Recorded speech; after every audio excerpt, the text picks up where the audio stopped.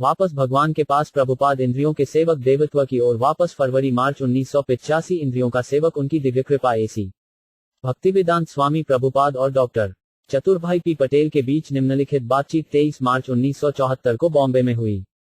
Doctor Patel, दूसरी सुबह, जब एक युवती ने आपसे कहा, मैं दवा का अभ्यास कर रही हूं और लोगों की सेवा कर रही हूं, तो आपने कहा, आप एक उपकरण हैं। श्री प्रभुपाद, हाँ, वह सेवा नहीं कर रही है। बेशक, जैसा कि वे कहते हैं, हर कोई सेवा कर रहा है, पैसे की सेवा। हर कोई सेवा कर रहा है, लेकिन जब तक उसे वेतन नहीं मिलता, कोई सेवा नहीं। वह सेवा नहीं है। भौतिक जगत में हर कोई किसी न किसी की सेवा कर रहा है, क्योंकि वह स्वभाव से सेवक है। डॉक्टर पटेल, वह सबकी सेवा कर रहे हैं। श्री प्रभुपाद, नहीं, नहीं। जैसा कि अंग्रेजी कहावत है, हर किसी का नौकर किसी का नौकर नहीं होता, वैसे भी सेवा की आवश्यकता है। आप सेवा के बिना नहीं रह सकते। यह संभव नहीं है। हम में से हर कोई किसी न किसी की सेवा कर रहा है, लेकिन इस भौतिक सेवा का परिणाम अप्रिय है। मैंने पहले उदाहरण दिया है कि महात्मा गांधी ने कितनी सेवा की, लेकिन नतीजा यह हुआ कि उसकी हत्या कर दी गई। उसकी हत्या की गई थी। उसे मारने वाले ने यह नहीं सोचा, ओह, इस बूढ़े सज्जन ने हमारी इतनी सेवा की है, यदि मैं उसकी बात से सहमत नहीं भी हूं तो मैं उसे कैसे मार सकता हूं। लेकिन लोग इतने कृतघ्न हैं, तुम देखते हो कि तुम जो भी सेवा करोगे, वे कभी संतुष्ट नहीं होंगे। डॉक्टर पटेल, गांधी की सेवा वह अपना निर्धारित कर्तव्य निभा रहे थे। श्री प्रभुपाद, नहीं, वास्तव में। लेकिन सबसे पहले, हम सेवा को परिभाषित करते हैं। सेवा क्या है? सेवा का अर्थ है सेवक और स्वामी, और सेवा नौकर और उसके मालिक के बीच का लेन देन है। लेकिन हमने इतने सारे अनिर्धारित गुरु बनाए हैं। पत्नी स्वामी, परिवार का स्वामी, देश का स्वामी, विधायी स्वामी, यह स्वामी, वह स्वामी, आप देखते हैं। और हम सेवा दे रहे हैं। ओह, यह मेरा कर्तव्य है। मैं सेवा दे रहा हूं, लेकिन इनमें से किसी भी गुरु से पूछो, क्या आप संतुष्ट हैं? वह कहेगा, तुमने क्या किया है? डॉक्टर पटेल, गुरु संतुष्ट नहीं होंगे। श्री प्रभुपाद, नहीं, ये स्वनिर्मित स्वामी कभी संतुष्ट नहीं होंगे। और वास्तव में, उनकी सेवा करके हम अपनी इंद्रियों की सेवा करने और उन्हें संतुष्ट करने का प्रयास कर रहे हैं। मैं अपनी पत्नी की सेवा इसलिए कर रहा हूं क्योंकि मुझे लगता है कि वह मेरी इंद्रियों को संतुष्ट करेगी। इसलिए मैं अपनी पत्नी की सेवा नहीं कर रहा हूं, मैं अपनी इंद्रियों की सेवा कर रहा हूं। तो आखिरकार, हम अपनी इंद्रियों के दास हैं। हम किसी के दास नहीं हैं। यह हमारी भौतिक स्थिति है। हाँ, आखिरकार, हम अपनी इंद्रियों के दास हैं। संवैधानिक रूप से मैं एक सेवक हूं, लेकिन इस समय मैं भौतिक प्रकृति से बद्ध होकर अपनी इंद्रियों की सेवा कर रहा हूं। लेकिन मेरी इंद्रियां स्वतंत्र नहीं हैं। वे पूरी तरह से आश्रित हैं।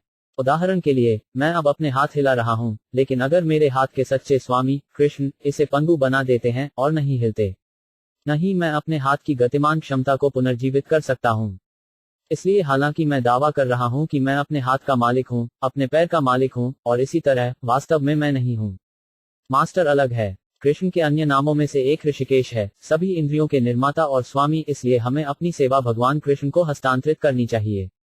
ऋषिकेश सेवान्न भक्ति उच्यते। हमने अपनी इंद्रियों की सेवा करने के लिए कई तरह से प्रयास किए हैं, लेकिन जब हम इंद्रियों के स्वामी की सेवा में अपनी इंद्रियों को लगाते हैं, तो हमें भक्ति की आध्यात्मिक संतुष्टि मिलती है। कृष्ण की भक्ति सेवा भी सेवा है, लेकिन यह जड़ इंद्रियों की सेवा नहीं है, यह इंद्रियों के जीवित स्वामी की सेवा है। यह वास्तविक संतुष्टि है। इसलिए संवैधानिक रूप से मैं एक नौकर हूं। मैं मालिक नहीं बन सकता। मेरी स्थिति यह है कि मुझे सेवा करनी है। और अगर मैं इंद्रियों के स्वामी की सेवा नहीं करता, तो मुझे इंद्रियों की सेवा करनी होगी और असंतुष्ट रहना होगा। डॉक्टर पटेल, अब तथ्य यह है कि प्रत्येक पुरुष के पत्नी, परिवार, देश और सरकार के प्रति कर्तव्य निर्धारित होते हैं। श्री प्रभुपाद, हाँ। डॉक्टर पटेल, हमारे शरीर और इंद्रियां भी विभिन्न प्रकार के होते हैं, और यह हमें अलग अलग कर्तव्य प्रदान करता है।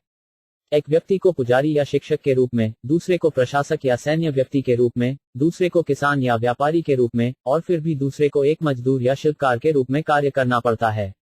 और जब मनुष्य बिना किसी फल की आशा के अपना कर्तव्य करता है, तो यह भगवान की भक्ति के समान है। श्री प्रभुपाद, नहीं, नहीं, किसी भी फल की अपेक्षा न करना ही पर्याप्त नहीं है। आपको इससे ज्यादा करना चाहिए। तुम्हें कृष्ण को फल देना चाहिए। कृष्ण को अपने निर्धारित कर्तव्यों का परिणाम दें। आप $1 मिलियन कमा सकते हैं, लेकिन इसे केवल स्वयं न लें या इसे अपने परिवार पर न थोपें। यह फल कृष्ण को दें। वही सच्ची सेवा है। ठीक वैसे ही जैसे आप एक मेडिकल प्रैक्टिशनर के रूप में काम कर रहे हैं, तो अपनी कमाई कृष्ण को दे दो, तब तुम सिद्ध हो जाते हो। हमें बस यह देखना है कि हमारे काम से कृष्ण संतुष्ट हैं।